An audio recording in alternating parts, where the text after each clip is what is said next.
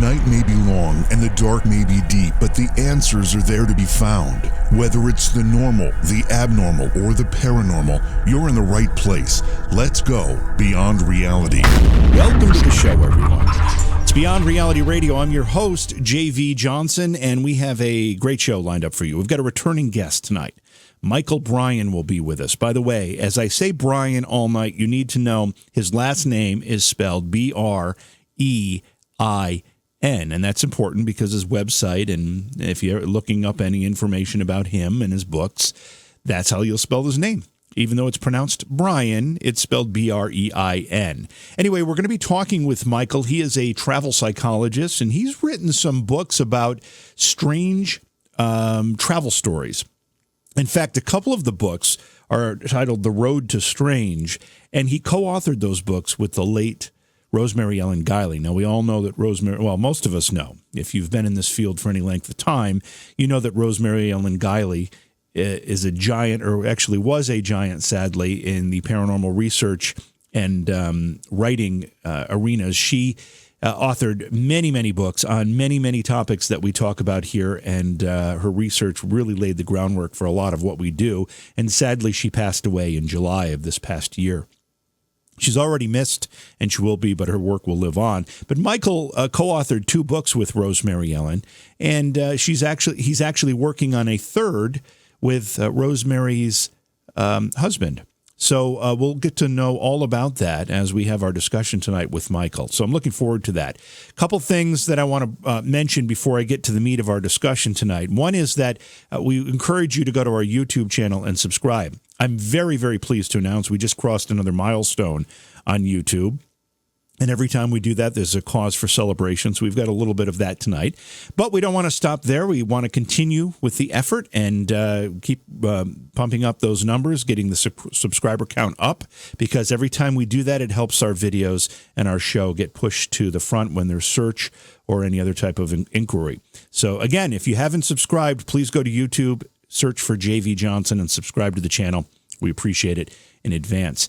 Another thing I wanted to mention is that we're all familiar with the TV show The Twilight Zone, obviously. That's one of those shows that basically spawned a generation of people that were fans of sci-fi and just curious topics. In fact, a lot of what we do here can be traced back directly to what The Twilight Zone brought to television in the late 50s and into the 60s. And, of course, Rod Serling was the creator and eventual narrator or host, I'm not sure what you'd call him, of The Twilight Zone. He spoke at the beginning of every episode, kind of introduced the story to us. And he wrote many of the episodes. He also wrote a lot of screenplays, including Planet of the Apes, the original, and many others. He's a very, very accomplished sci-fi writer for television and film. And he passed away in 1975. He was only 50 years old at the time. But he died after a medical condition, and he had some surgery, and he never recovered, sadly. But his widow lived on until just a few days ago, and that's the news I'm bringing to you. Carol Serling, or Carolyn is her full name, Serling, died on January 9th. She was 91 years old, just about a month from becoming 92. And she had worked very, very hard since 1975 to keep Rod Serling's legacy alive and keep his work alive. And in fact, during the years after his death, she uncovered some ideas and some scripts for other Twilight Zone episodes that were never made. And she actually saw them through, so they were made. And they were broadcast on CBS at one point called, I think it was like Rod Serling's Lost Twilight Zone episodes or something like that. But she made sure that his work was seen, heard, and revered in a lot of ways. I had the pleasure of talking with her at one point. In fact, we had a guest on this program early in its incarnation.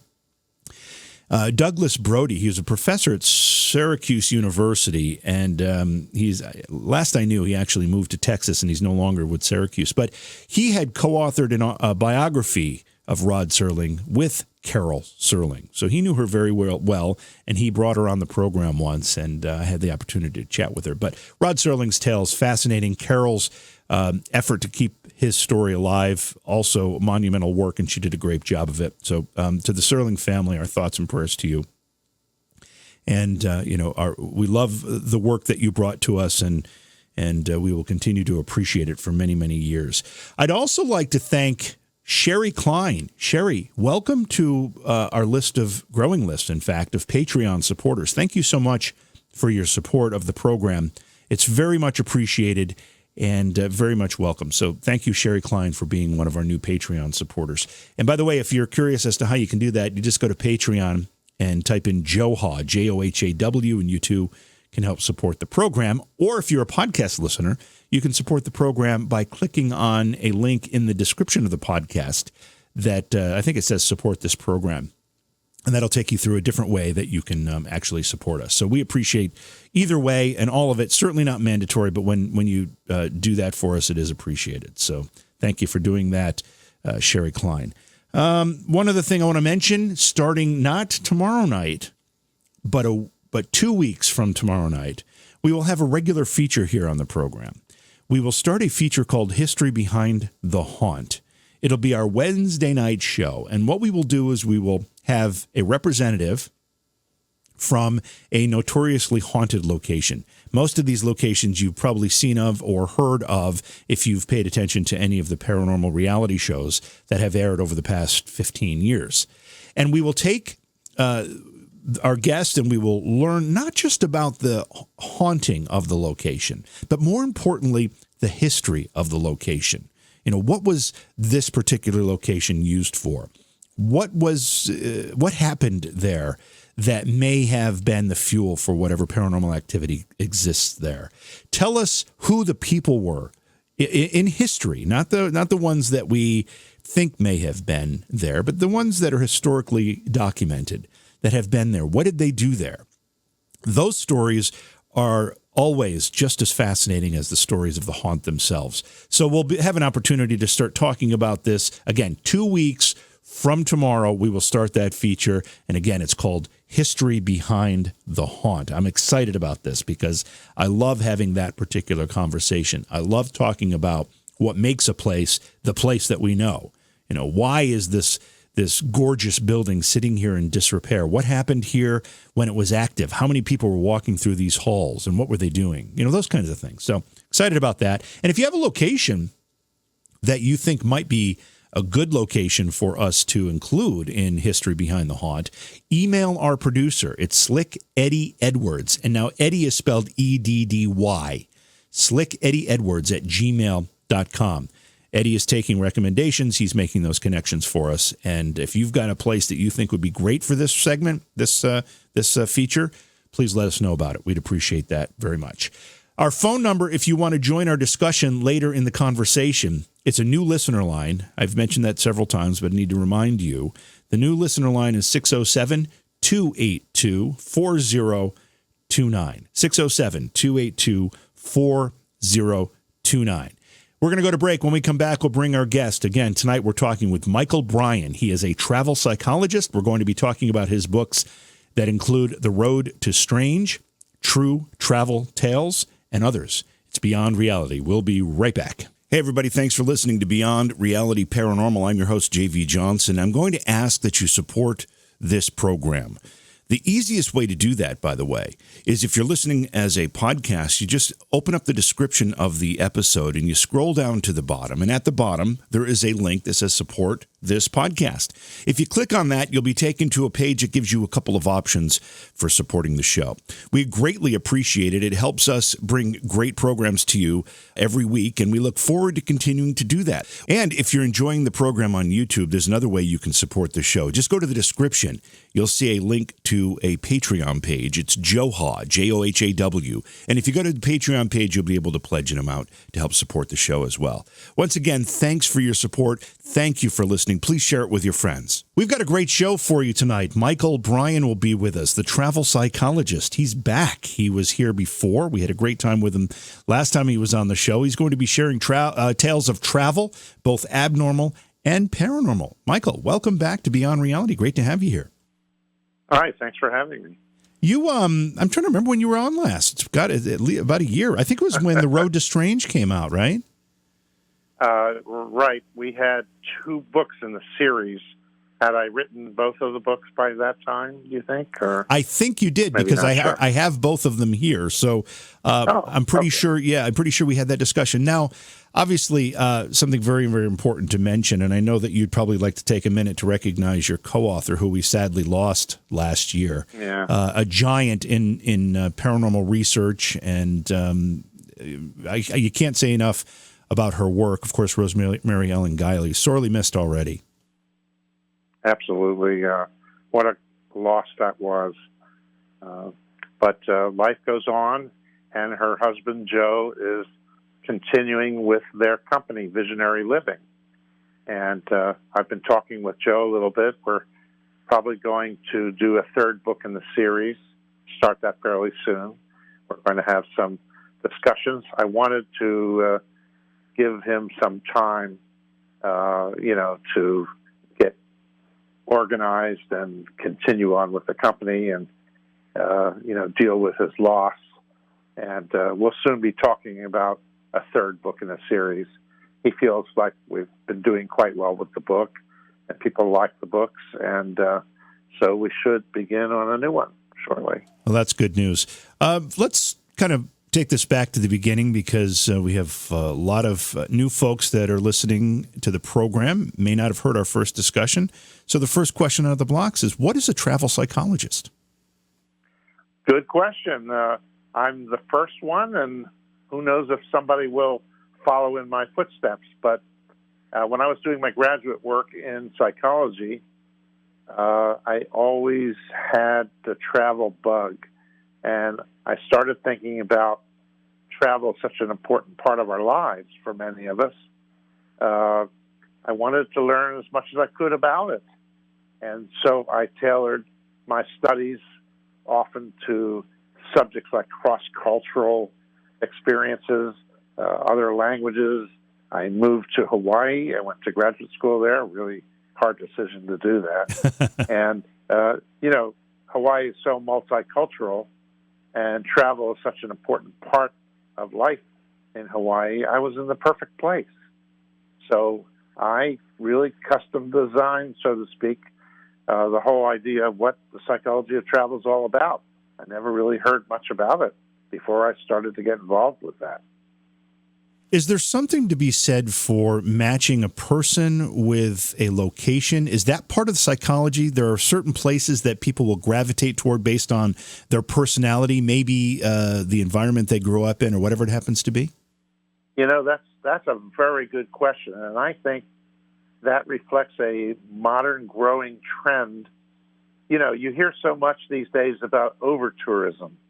That is standing in long lines. Many people were horrified with looking at the images of long lines of people climbing Mount Everest. And, who wants to do that? Right. Unfortunately, sometimes we feel we need to have bragging rights, and we need to see and do some of the things that many people have done before us. So there is a trend now to try to understand the person and match people with experiences. Not an easy task, I'll tell you, but try to create a travel experience that will be very good and fulfilling, and get away from the idea of always going to crowded over tourist places. So that is a modern trend. Is there a difference between the type of person, and I'm not entirely sure if this falls within your area of expertise or not, but is there a difference between the type of person who, say, would choose a beach as a place, as a destination for travel, versus someone who would go to a medieval castle to learn about the history as an option for travel? Do those two people think and act differently? Oh, absolutely. And that's why I say, before you commit yourself to traveling with someone for a long period of time, go away for an extended weekend and get to see how each other deal with the situation, and see if you're compatible. Because people have a lot of great differences when it comes to doing anything, let alone travel. Well, I can say this. of the two choices I just outlined, I'd much rather be in the castle exploring it versus being on a beach. I get bored on a beach within 8 minutes, I think. I think I'm done. I don't know what it is. I just good can't. Case in point. I can't find a way to occupy myself on a beach. Well, going to graduate school in Honolulu, I just had to learn how to deal with sitting on a beach or sitting in the beach park, reading all my books for my exams coming up. I had a beach chair, and on the back of it said "comprehensives or bust." Oh, nice. And that's where I studied for my exams, under a palm tree in the beach park. So you can get used to it. I suppose you could, especially if I've got a drink with a little umbrella on it. I might be able to do okay with that. Exactly. Yeah, so apart from the paranormal, which we're going to get into talking about some of those stories as well, you've written about travel in general. In fact, one of the series of books you've got is Travel Guides to Sightseeing by Public Transportation? Yes, I did. That was a first. I was the first one to really think about how to get the most out of visiting a big city by using public transportation. It was a very green subject. It was a very popular subject for people who wanted to, not contribute to greenhouse gases. And by taking public transportation, you're closer to the people. So I got it into my head to develop a travel guide in Honolulu to show people how they could go to the top 50 visitor attractions in Honolulu by the public bus system, which is terrific. Yeah. And I discovered, for example, for a simple bus fare, which started out as a quarter in the early days, you could get on a bus and literally go around the island. And I thought, wow, wouldn't it be good to guide people to do that? And then the second day or the third day, they can certainly go back to places that they passed and wanted to do more with.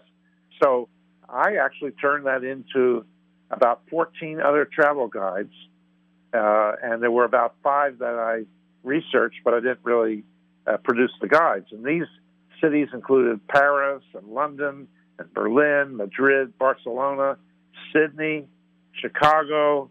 I worked on New York, but I didn't produce a guide for that. Los Angeles.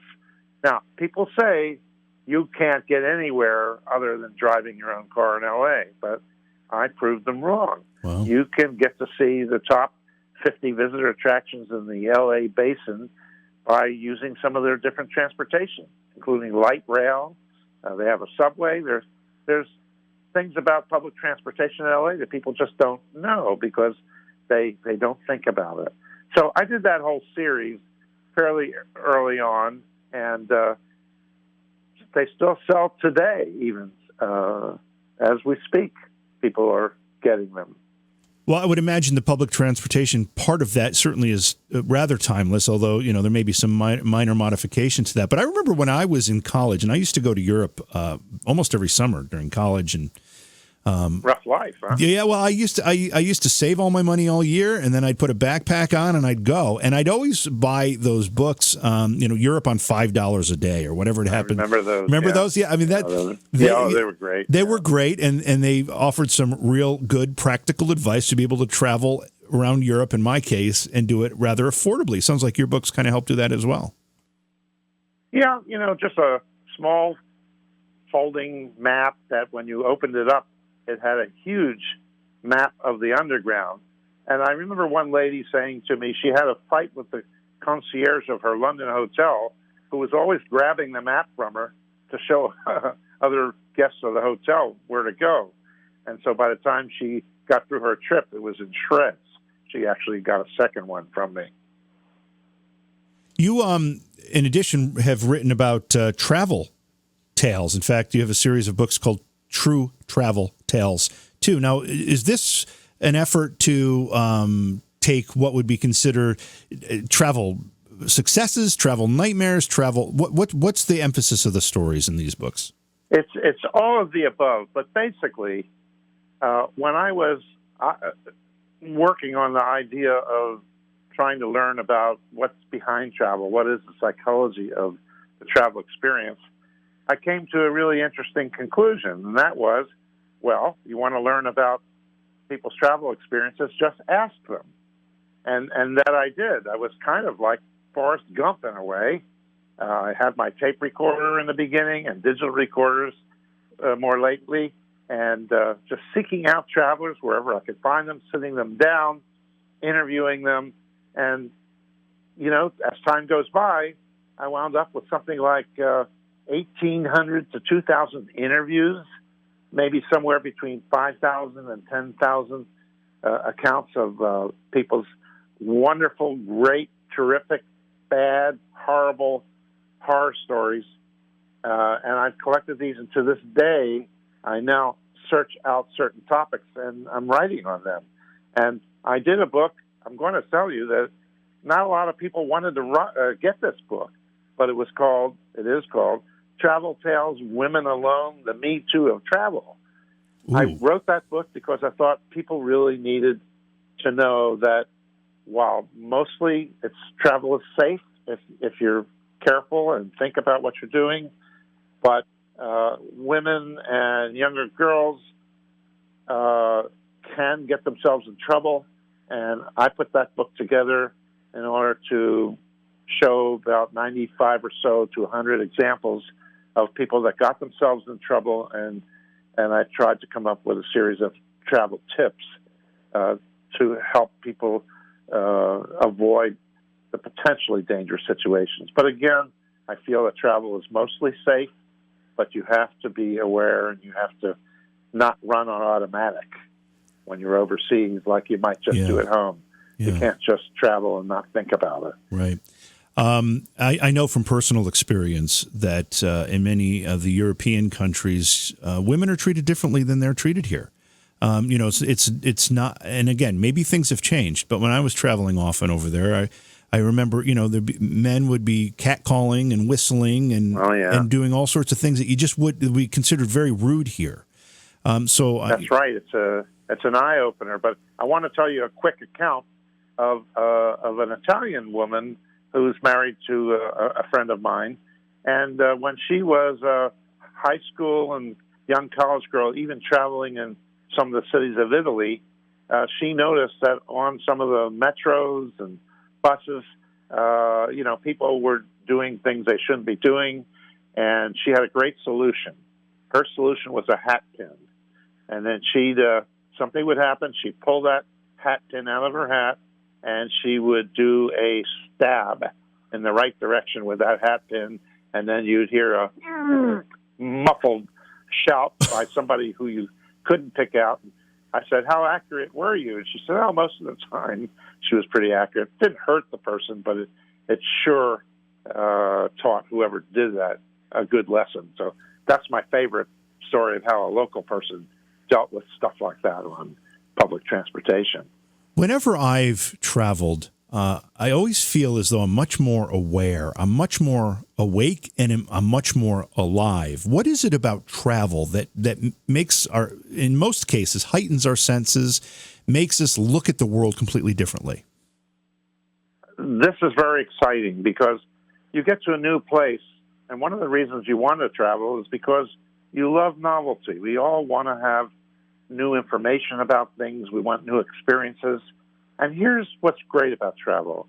If you do more and more and more of it, you get better at solving little problems, get a roof over your head, get a meal, communicate with somebody, and then you feel really happy. Your self-confidence and self-esteem grows with you as you morph from a tourist to a traveler, a person with more experience. And that happens so fast that it's so exciting that all the positive benefits that come from that happen quickly, and you're rewarded, reinforced, and you actually grow up a little bit, and you mature, and you get better at it. And that's very fascinating, very rewarding. There are some people that are just afraid to travel. There are people, and I know I'm in upstate New York. I know people in upstate New York that I don't think they've ever left New York State, maybe not even the county they live in. Why do some people hesitate so much when it comes to traveling and exploring? Yes, that's so true. For some people, they want their lives to be totally predictable and reliable, with no unknowns and no uncertainties. Maybe they become anxious when they actually have to deal with things.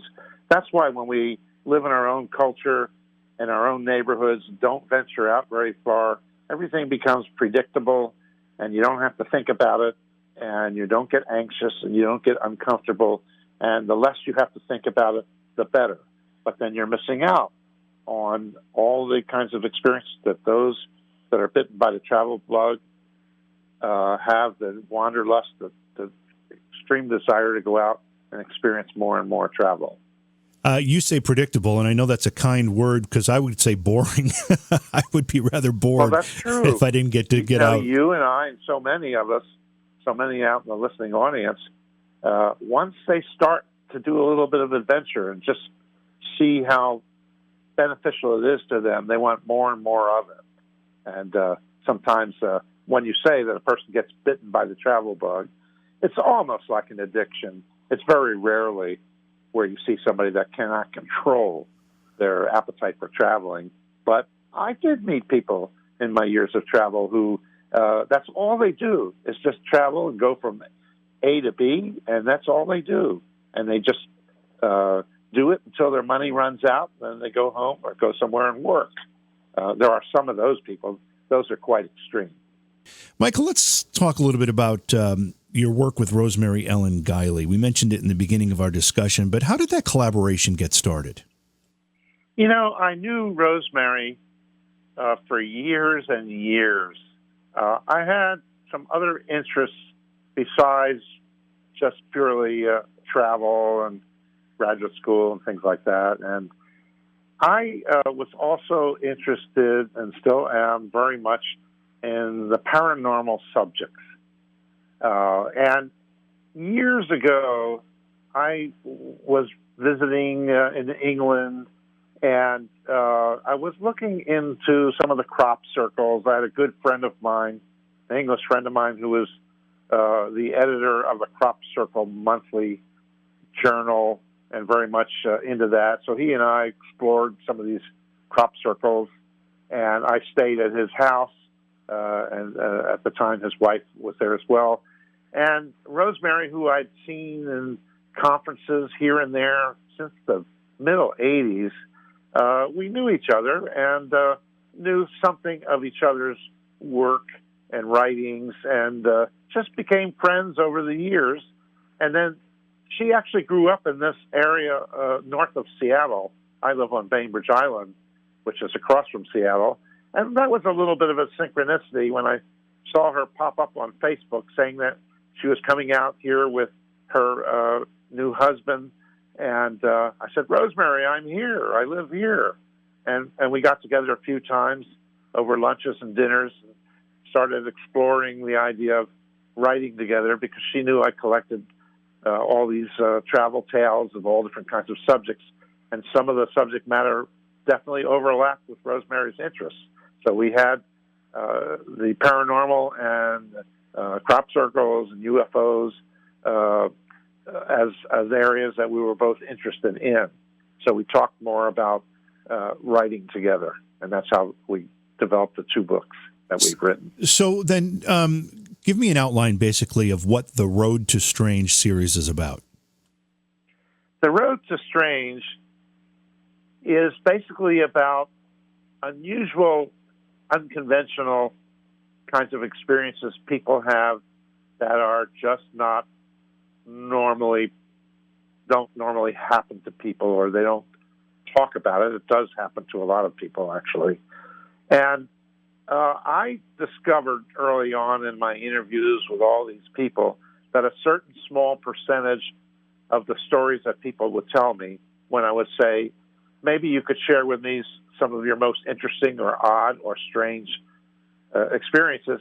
And a small percentage, like around 5% of their stories, would begin with, oh, well, I had this really unusual experience, and I don't normally talk a lot about it, but I always encourage them, go on, and they turn out to be stories that are very, very different from normal experiences. So Rosemary and I were trying to think of a great term, a great title that would summarize in just a few words what would be a good label for for a collection of such experiences. And the Road to Strange just popped up, and I just remember Rosemary saying bingo when we had a list of potential names for our series, and it just fell into place just one afternoon. That's how the Road to Strange began. And there are currently 2 books in that series. One of them is that's right. UFOs, Aliens, and High Strangeness, and the other is Travel of the Paranormal and Beyond. Travel Tales, yeah, of the Paranormal and Beyond. Because we were trying to divide some of these sorts of experiences up in a way that individual books could focus on various aspects of it independently. So the Paranormal book contains mainly stories that I've collected in my interviews, and some from Rosemary and her husband, of a paranormal psychic nature, and then a whole group of other stories that came from interviews that we all have done, focused on basically the UFO experience. So it conveniently divided itself into that way of isolating the material for 2 different books. But in reality, there are plenty of people that have a little bit of both kinds of experiences. There is that group of people. And there's plenty of people that have had unusual psychic sort of experiences, like going to haunted hotels or having some really unusual kind of premonition or precognition. And then there are other people that have had UFO experiences. But lately I've been seeking out people that have had a little bit of each, because I think there's a potential relationship between these sorts of things. One doesn't exclude the other, but there are people that have had that claim they've had psychic experiences and also UFO type of encounter experiences. And that's the next book in this particular series, I think. You're working on those types of collections? Well, of course, I want to explore this with Joe Redmiles, Rosemary's husband. But one of the things that fascinates me are people who have had a little bit of a variety of experiences. So they can sort of make a chronology of some of the psychic kinds of things that have happened to them, and they could talk about some of the UFO sightings that they feel that they've had. And so I've been looking for people that seem to have a little bit of each, and wanting them to kind of tell their stories about what sorts of experiences they've had over their lives and how they see themselves, how they define themselves, how they would describe themselves to other people, what their philosophies of life are, and how these experiences, how they cope and deal with these experiences, and how these have affected their lives. So right now I have a collection of about 15 of these people.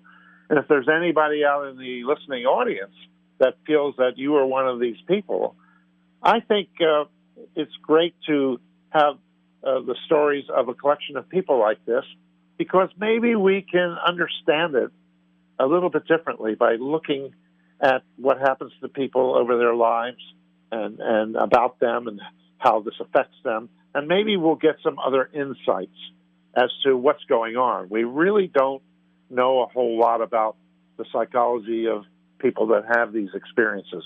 We know that so many of us do have a small percentage of our experiences in our lives can be of these sorts of things.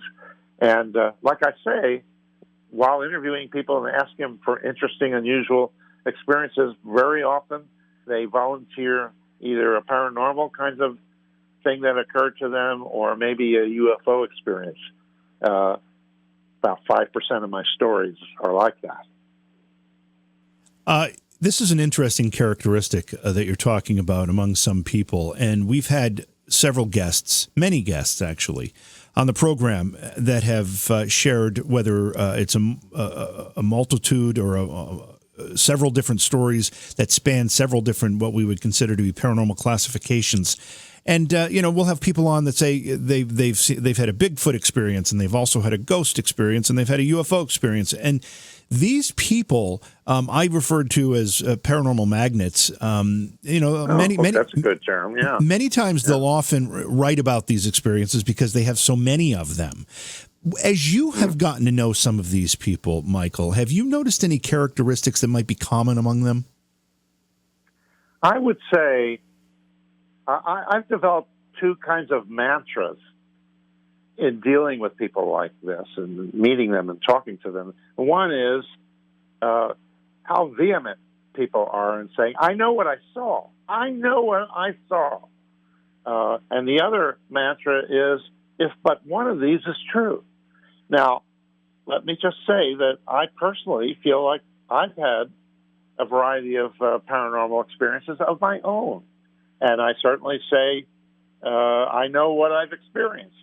And I can really see where certainly a number of things that happened to me, other people feel seem somewhat credible to them.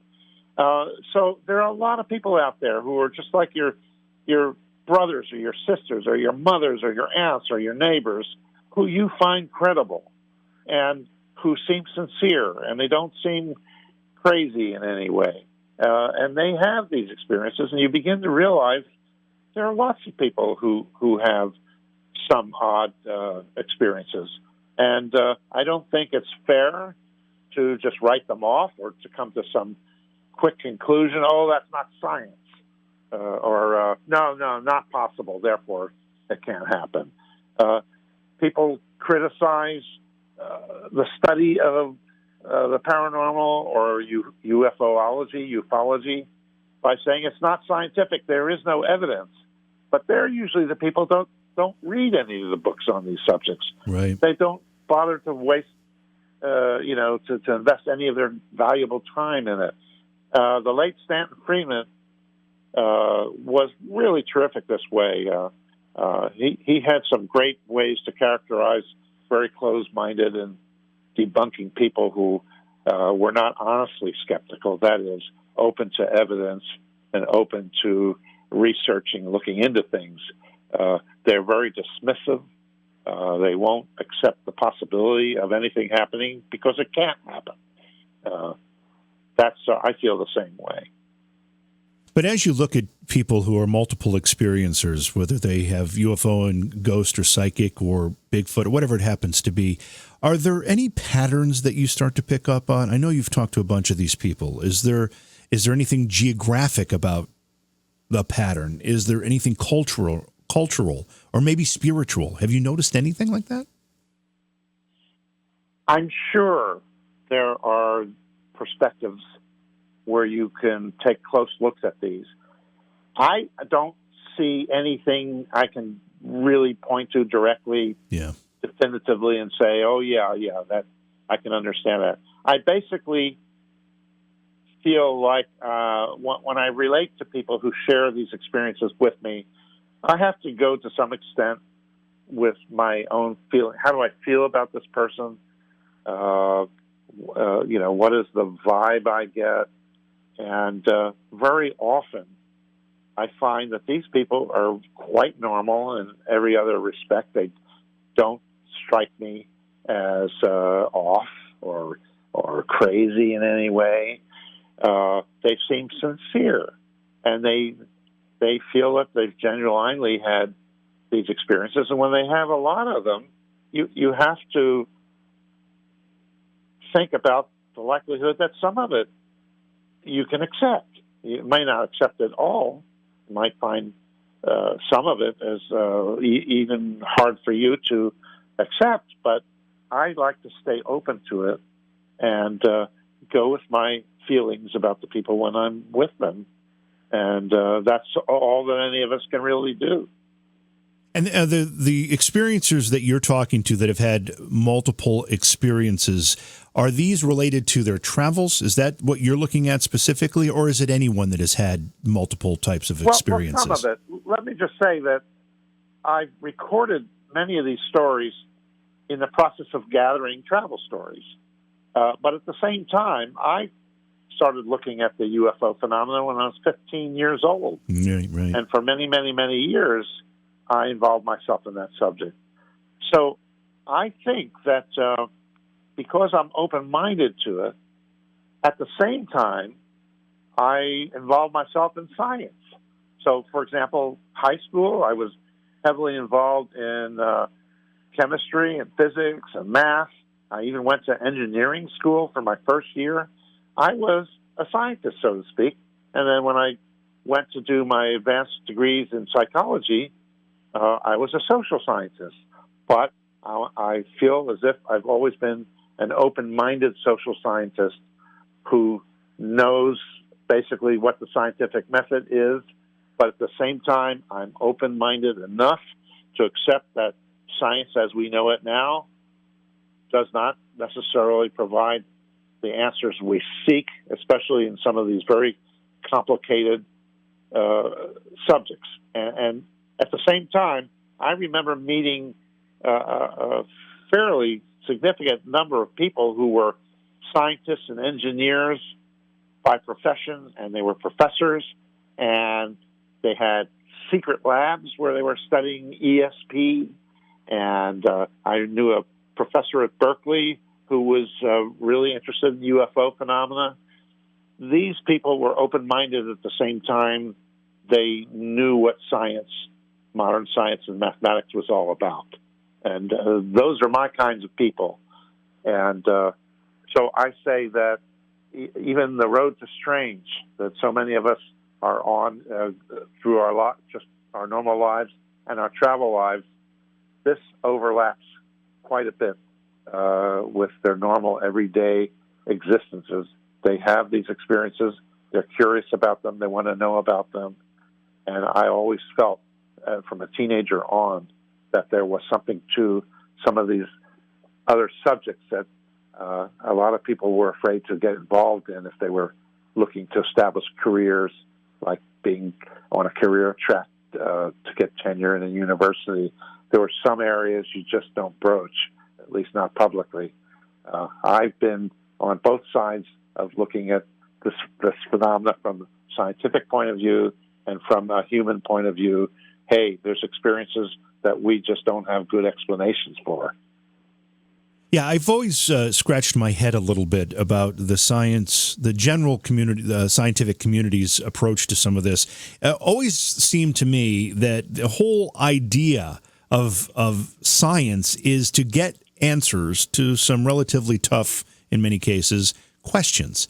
And for that community to be so close-minded at times, not everybody, it kind of baffled me because it seems like it would be the scientists that would have the most inquisitive mind and want to get to the bottom of some of this stuff, but it's easily dismissed by that community in many cases.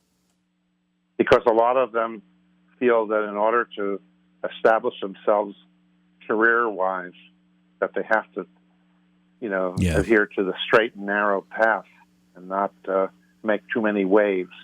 There were some famous scientists that got involved in the UFO subject, for example, over the years, and life was not kind to them in terms of their careers at universities. The late John Mack is a great example of this. He was very much involved with psychiatry at Harvard University, and he discovered on his own that he thought that some of the people that he met who claimed that they had what seemed to be abduction types of experiences, he began to see that there was quite likely something really to that subject.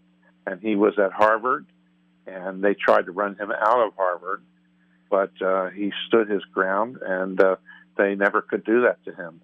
But he was a brave soul, and there are not so many people that were as brave as he was, but there are more and more people with advanced degrees and scientific backgrounds that are interested in some of these things you find along the road to strange, that they're not so afraid as much anymore to, look into these other subjects.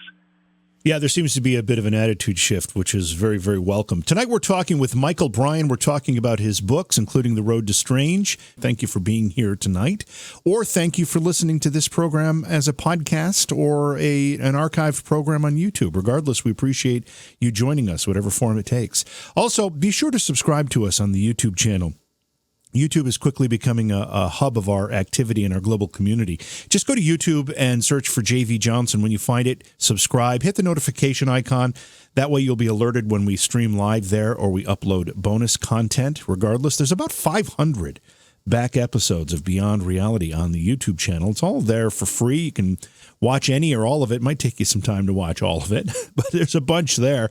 And there's also playlists, so it's categorized into particular topics. So if you're interested in ghosts, all the ghost shows are kind of collected together. Or if you're interested in UFOs, same idea.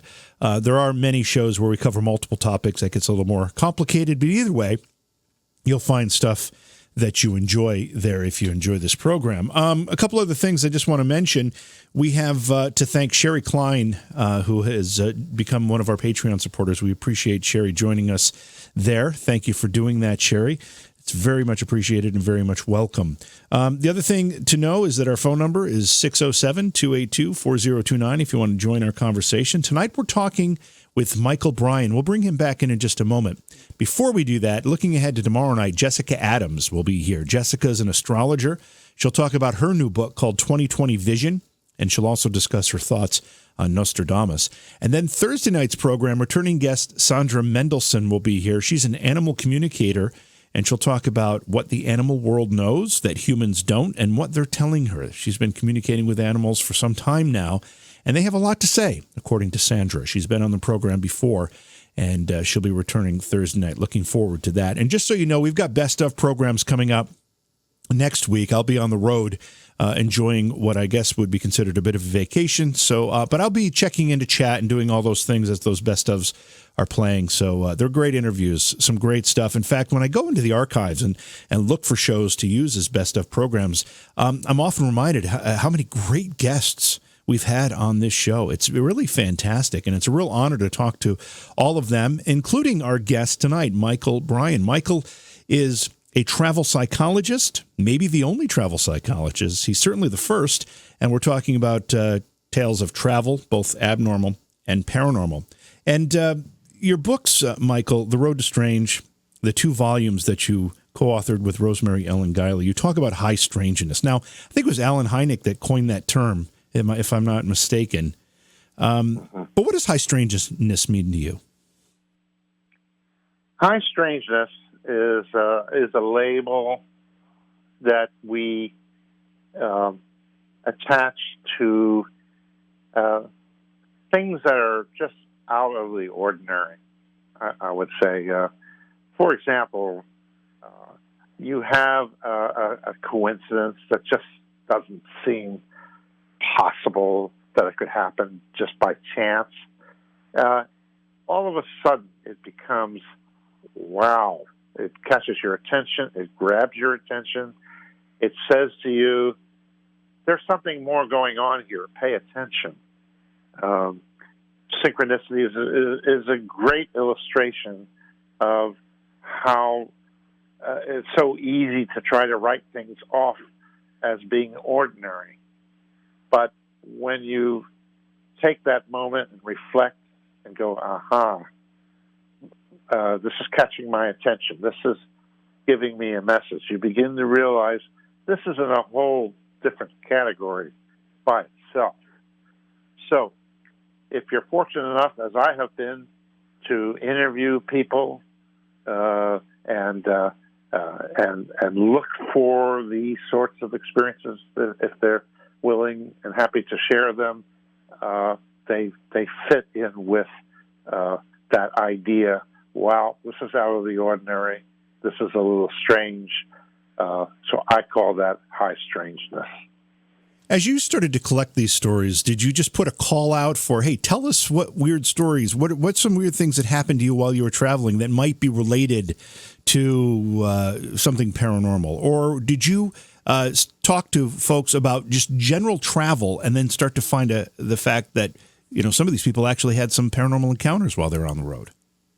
Yeah, that's true. I had a tendency to really zero in on if I get a hint of something odd or unusual, I might just start out asking them where they've been, where they're going, what they're doing. And the more they talk, I then try to see if, let's just say, something psychological comes to the fore. If the person, for example, had been pickpocketed, then I'll explore what happened, and I'll ask them to recreate it step by step. And I will say, gee, now what might you do? What would you have done differently if you had it all over to do? The minute I sense something that's of psychological interest, then I kind of zero in on it. And I do generally ask people if they've had any unusual experience or like good, wonderful, bad, or horrible. And normally they know what they want to tell you. They are eager to share experiences with you because, let's face it, not everybody wants to listen to your travel stories. Yeah. But I do. I want to hear your stories. And that's been my approach. Can I also, JB, just add that if people want to contact me more directly, could I give them a simple email address? Absolutely, sure. Okay. Well, it's the same thing. It's Michael Brein, as in michaelbrein.com, but michaelbrein@gmail.com. And I encourage people, if they think they may have an interesting story about the various subjects we've discussed, to feel free to get in touch with me. And especially someone that might feel that they've had multiple kinds of experiences and they might want to have their story included with a number of others, feel free to email me and we could talk about it. As you were getting these stories, obviously you have an interest in travel. You also have an interest in the paranormal. But I also know that when I talk to people about, say, ghost stories, every once in a while I come across one that makes me shudder a little bit, maybe a little chill down my spine. You get any of those? Oh, yeah. Absolutely. Especially experiences I've personally had in my travels. I began to realize as I was doing more writing with Rosemary Ellen Guiley that, gee, I've had more than my share of these experiences. And you know what? A number of them have been while I've been traveling. So I began to think about that. And as I interview other people in their travels, I began to realize that the experience of traveling predisposes you a little bit to being open to and having some of these experiences. So you're not always sure what you're going to get when you're traveling. But I think the two things that happen with travel that result in maybe you having an unusual, high, strange, or paranormal experience. I'm not saying necessarily a UFO experience per se. That can happen anywhere. But I think two things happen. One, you're so much more open to novelty and to the universe.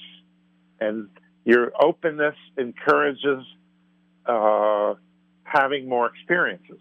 So you're ready to receive experiences in a certain way.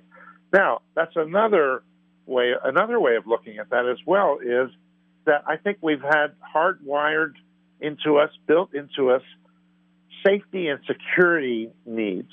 These are like the most basic of the human needs.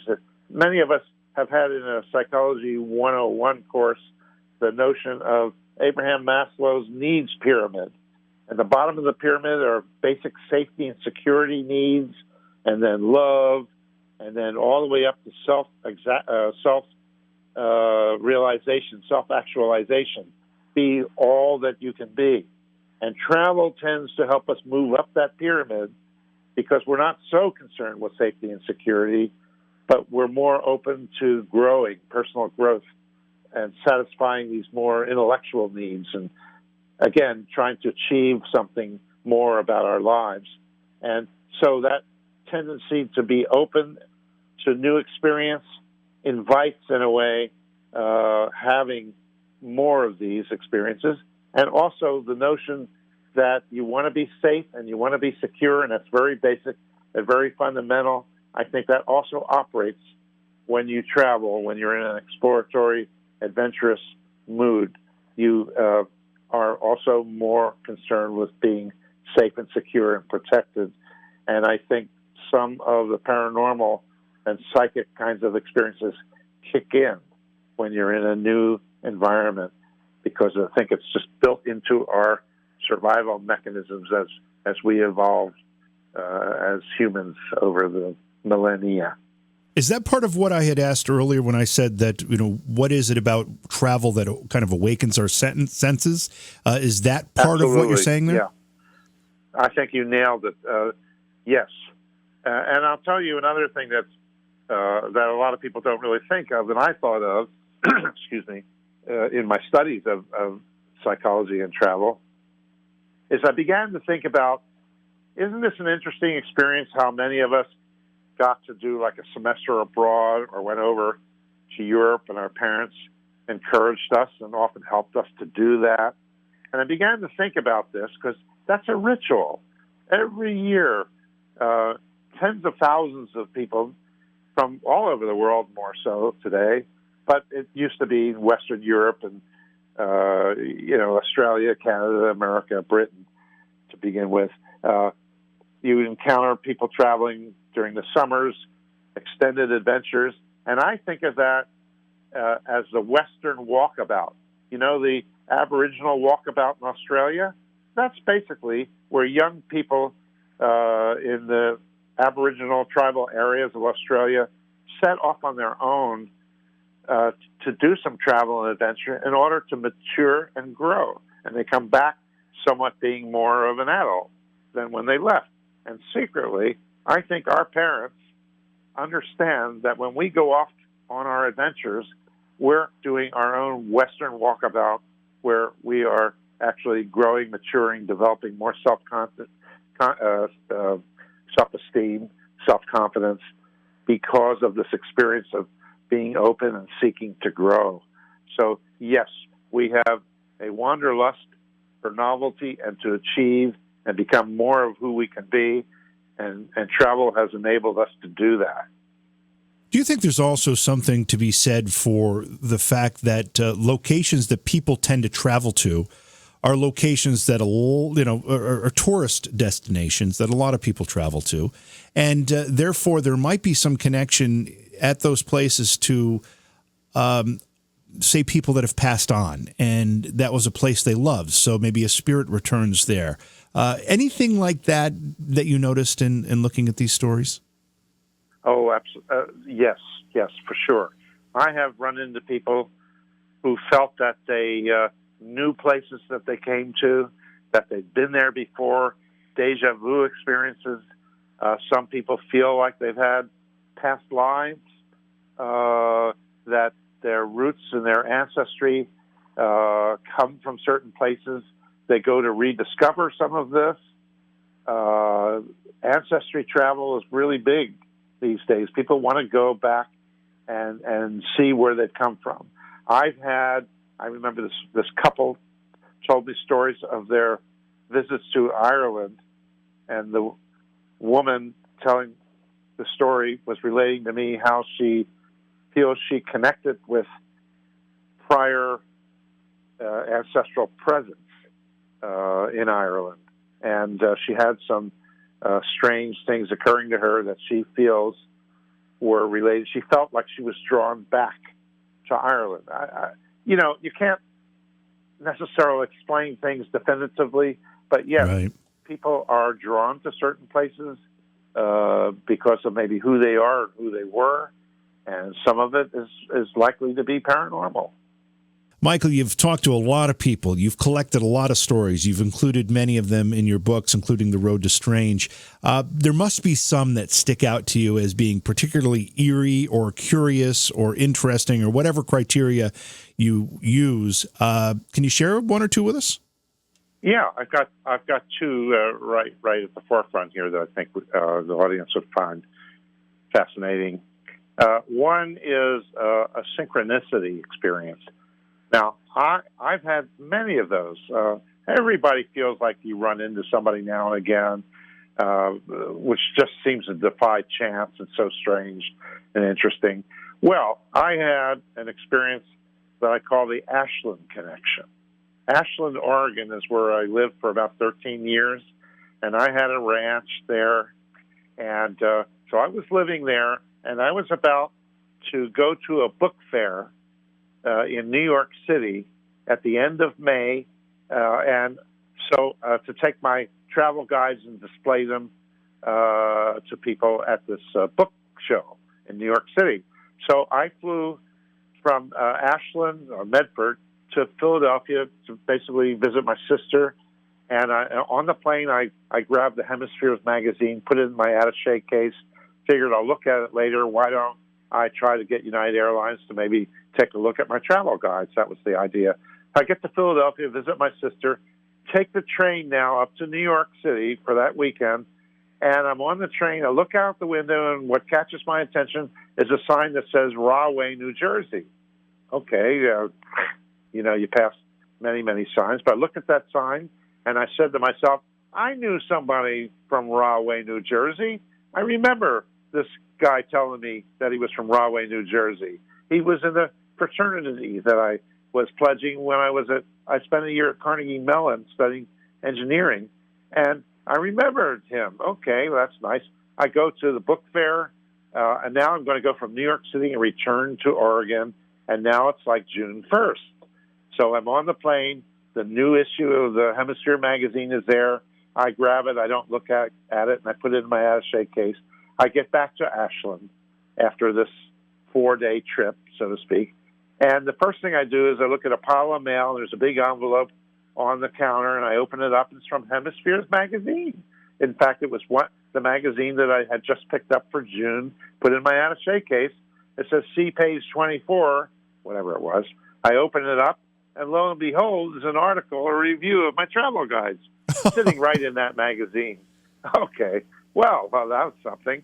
So now I go up to my loft office, and I look and see, did I get any travel guide orders for my website while I was on the trip? And sometimes you get one from Europe or South America or Mexico or somewhere in the U.S., but lo and behold, here's an order from Ashland, right down the street, so to speak. I couldn't believe it. I never got an order for one of my travel guides from where I lived. Very odd. And I look at that, and I look at the name, and I'm thinking, this is familiar, and I think, okay, I'll call them up or I'll email them and say, how would you like me to personally deliver this to your door? Or you can come over and come see my llama ranch and pick it up there. So I emailed them that, and they thought that was kind of funny. And then I realized this name.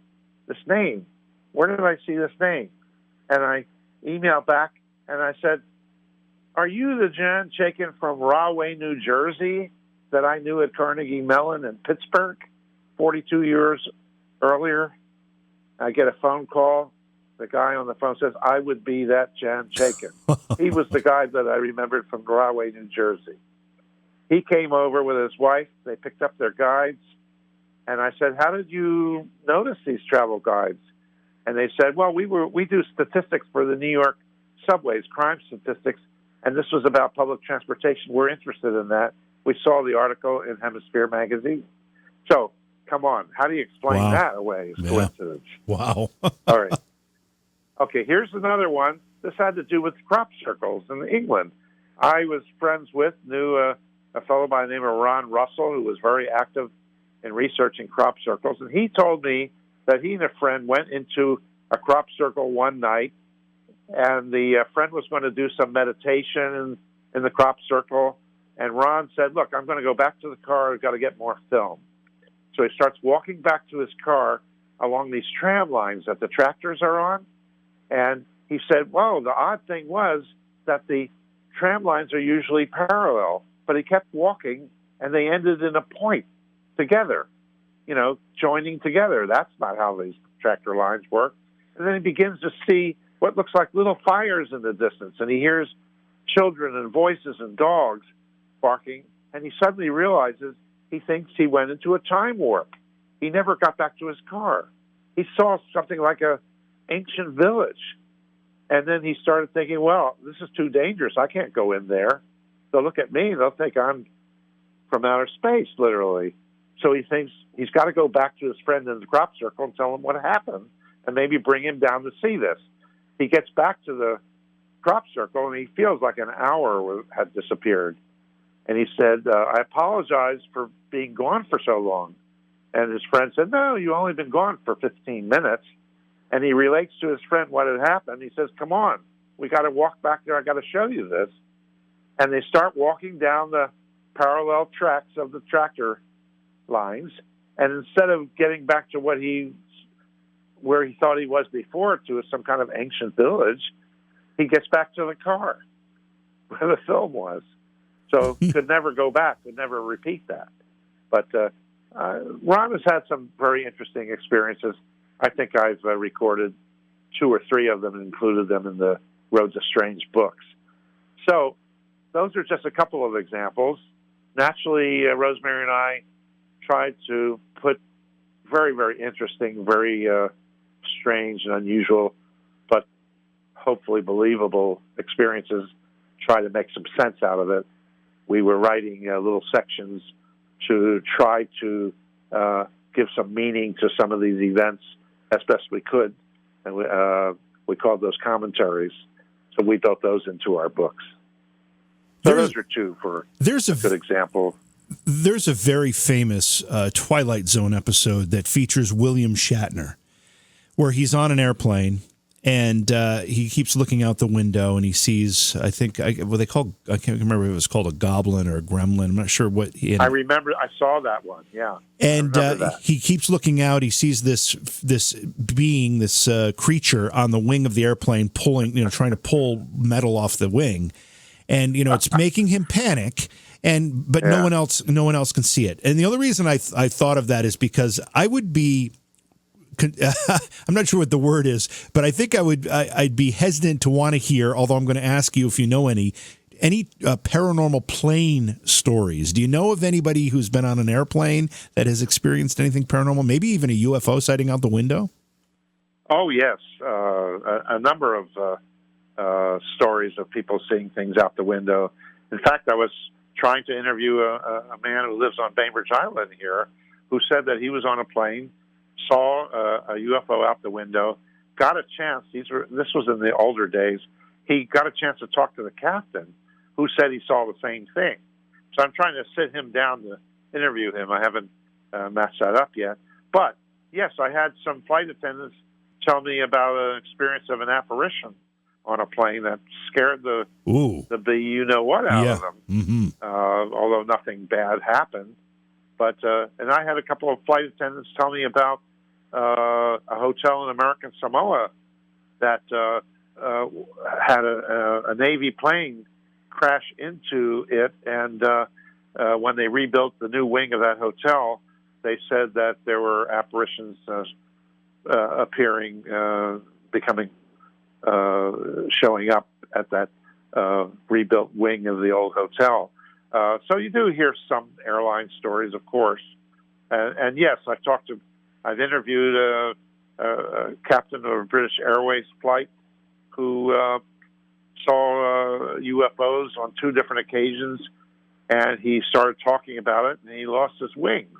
He was given a desk job.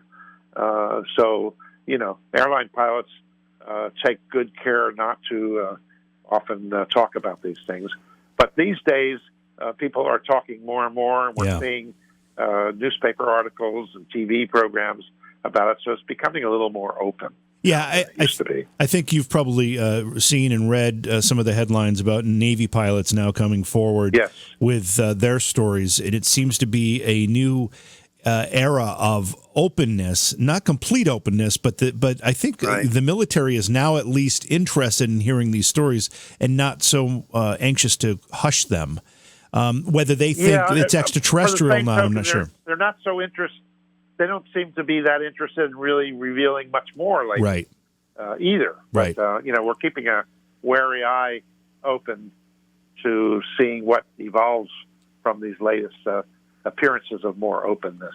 So you said you're working on or trying to put together plans for book number 3 in the Road to Strange series. Is that a green-lighted project, or are you still working on the ideas? Well, Joe feels, Rosemary's husband, feels that our 2 books have been doing quite well, and he's wanted to do that. And I'm going to start talking to him later this month and see if he's ready to tackle that project with me. I'm also doing one of my more conventional travel tales series books, too. I have a huge collection of close calls and great escapes by people in all sorts of situations who could have been in more danger than they were. They managed to avoid it, get away from it, escape it. And so I'm doing a book on close calls and great escapes. I'm also writing one on pickpocketing. So I've got all kinds of subjects that I want to do those books on. People can see what some of these books are like on my website. They can tool around, see it there, or go to Amazon or their favorite bookstores and order them if they're interested in it. And that was going to be my next question. Where can people get them? But you kind of beat me to it. So, it's always interesting, and it's a great conversation. Michael, thanks so much for being here tonight, and I hope that you'll come back after the next book is released. Oh, absolutely. Thank you, and all the best. Oh, one more question I have for you, and I meant to ask this before we said goodbye. You must have some words of advice for people that are simply afraid to travel. And I don't mean the kind of people that are so comfortable at home they don't want to leave, their county, as we talked about earlier. I'm talking about people that actually have a fear of travel. You must have some words of wisdom for those folks. Yeah. Do you remember that movie? I think it was What About Bob? Sure, yeah. I can't tell you too much who was in it, but that was wasn't that Bill Murray and Richard Dreyfuss, maybe? Yeah. Yes. I think. Maybe. Yeah, I think Bill Murray. And the whole idea was to take baby steps. Start out with a staycation. In other words, something that's out of your immediate environment. Take a weekend, get used to it, build up your confidence, and know that the more you travel, the better you feel about it, the more experienced you are, the more you develop and grow personally, and you find it to be rewarding. And I just tell you a couple of really quick anecdotes. Yeah, sure. I remember 2 people telling me how they lost their fear of heights through their travels. One woman suddenly realized, my God, I'm standing on top of this hotel near the ledge, and she was not afraid of heights anymore. And I heard the same story by somebody else.